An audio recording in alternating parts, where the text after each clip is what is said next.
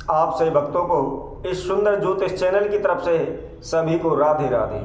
तो आइए आज हम सभी भक्तों के समक्ष इस नई वीडियो के माध्यम से आखिरी सोमवार के दिन व्रत का उद्यापन किस प्रकार करना चाहिए, किस प्रकार पूजा करनी चाहिए, क्या सामग्री चढ़ानी चाहिए, उसके बारे में हम आज सभी को बताते हैं। तो सभी भक्तों से निवेदन है, जिस किसी ने इस चैनल को सब्सक्राइब नहीं किया है वो सब्सक्राइब करें, लाइक करें तथा कमेंट बॉक्स में जाकर ज़्यादा से ज़्यादा कमेंट करें।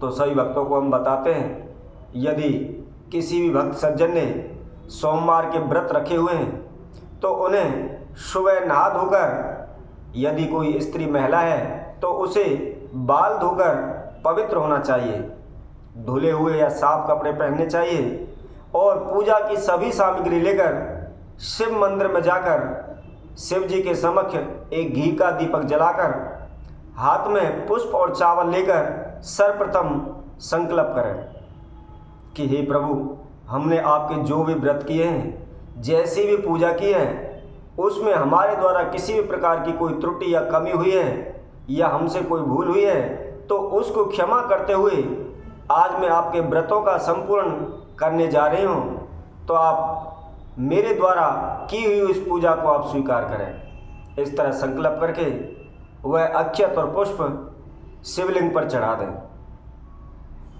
तत्पश्चात सर्वप्रथम गणेश जी का पूजन करें।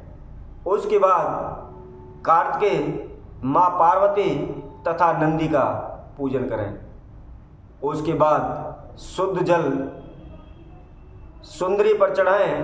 तत्पश्चात भोलेनाथ का आह्वान करते हुए शुद्ध जल शिवलिंग पर चढ़ाएं। शुद्ध जल चढ़ाने के पश्चात दूध, दही, शहद, घी, शक्कर, इन चीज़ों के द्वारा शिवलिंग का अभिषेक करें। साथ ही साथ काले तिल और पीली राई के द्वारा भी उनका अभिषेक करें। इस तरह पंचामृत के द्वारा अभिषेक करने के पश्चात आप किसी भी फल का आप रस ले सकते हैं या गन्ने का रस लेकर उसके द्वारा भी अभिषेक करें। अभिषेक करने के पश्चात पुनः गंगा जल से स्नान कराएं और गंगा जल से स्नान करने के बाद फिर एक बार शुद्ध जल से स्नान कराएं। इसके पश्चात आप उन्हें जनेऊ धारण कराएं, जनेऊ पहनाएं। उसके बाद अगर हो सके तो उसके शिवलिंग पर भस्म का लेप करें। यदि किसी के पास भस्म नहीं है, उसका अभाव है, तो उसकी जगह पर आप सफ़ेद चंदन इस्तेमाल कर सकते हैं। उसके बाद चंदन लगाएं। चंदन के बाद अक्षत चढ़ाएं। अक्षत चढ़ाने के पश्चात आग, धतूरा, भांग, जो शिव जी की प्रिय वस्तु हैं, उन सभी को भेंट करें।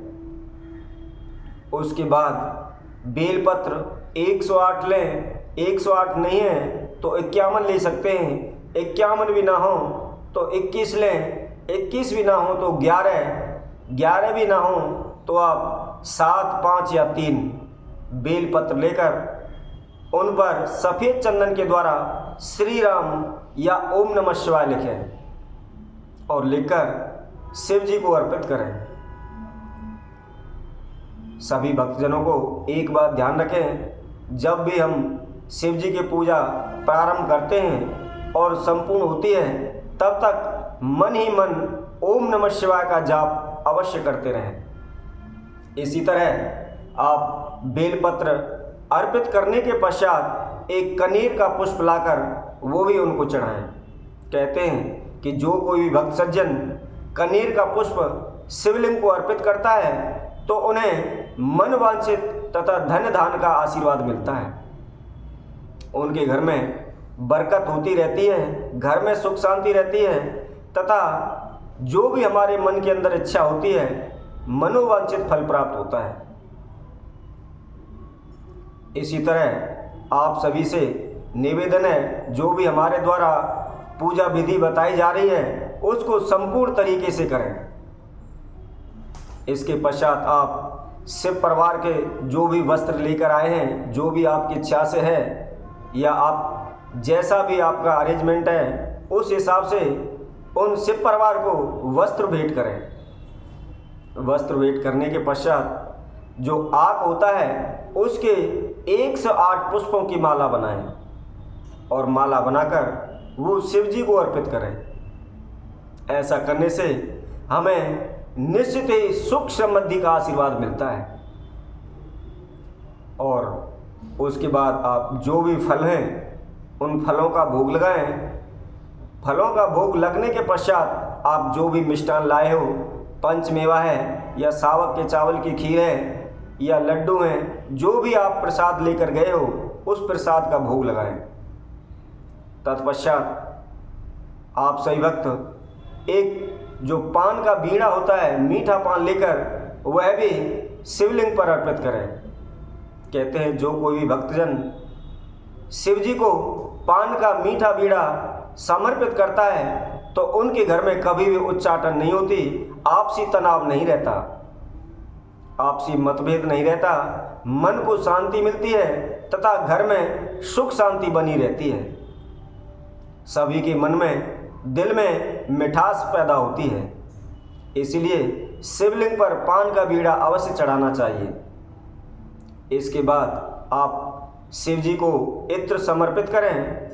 इत्र के पश्चात आप 108 चावल के दाने लें और 7 गेहूं के दाने लें और उनको अपनी हथेली पर रखते हुए शिवलिंग के सम्मुख होकर श्री देवादिदेव महादेव की प्रार्थना करते हुए, विनती करते हुए वह शिवलिंग को अर्पित करें। इस तरह आप ये संपूर्ण पूजा करने के पश्चात जो भी आप दक्षिणा, द्रव्य, जो भी वस्तु भेंट करना चाहते हैं वह सभी शिवलिंग को अर्पित करें। तत्पश्चात आप सही भक्त 31 घी की जोत लेकर एक दीपक में जलाकर और साथ में एक कपूर की टिक्की जलाकर भोलेनाथ देवादिदेव महादेव की आरती करें। आरती करने के पश्चात शिवलिंग की परिक्रमा करें, क्योंकि ये सभी आपको ज्ञात होगा कि देवादिदेव महादेव या शिवलिंग की कभी भी पूर्ण परिक्रमा नहीं होती है, आदि परिक्रमा होती है। इसी विधि अनुसार आप उनकी नाली को ना लांघते हुए 3 परिक्रमा करें। परिक्रमा करने के बाद दंडवत प्रणाम करते हुए देवादिदेव महादेव से प्रार्थना करें कि हे प्रभु, हमारे द्वारा जो भी पूजा सामग्री आपको भेंट दी गई हैं आप उन्हें स्वीकार करें तथा हमसे किसी भी प्रकार की कोई त्रुटि हो तो उसको क्षमा करें। तो आप सही भक्तों से निवेदन है, यदि किसी भक्त सज्जन शिवलिंग देवादिदेव महादेव के पूजन करने चाहते हैं, उन पर सभी सामग्री संपूर्ण नहीं है, तो वह अक्षत या पुष्प हाथ में लेकर और अपने मन में यह धारणा करते हुए कि हे प्रभु, मैं आपको जनेऊ समर्पित करता हूँ या पुष्प समर्पित करता हूँ या फल समर्पित करता हूँ या अनेकों प्रकार की जो वस्तुएं उनके मन में धारणा करते हुए वह अक्षत पुष्प भी शिवलिंग पर चढ़ा देता है, तो देवादिदेव महादेव उस वस्तु को स्वीकार कर लेते हैं। तो इसी तरह सभी भक्तों ने शिवलिंग का पूजन करते हुए, प्रार्थना करते हुए व्रत का उद्यापन करें। इसी तरह हम आप सभी भक्तों के समक्ष और नई वीडियो के माध्यम से आपके समक्ष नई जानकारी लेकर प्रस्तुत होंगे। तब तक के लिए सभी भक्तों को इस सुंदर ज्योतिष चैनल की तरफ से सभी को राधे राधे।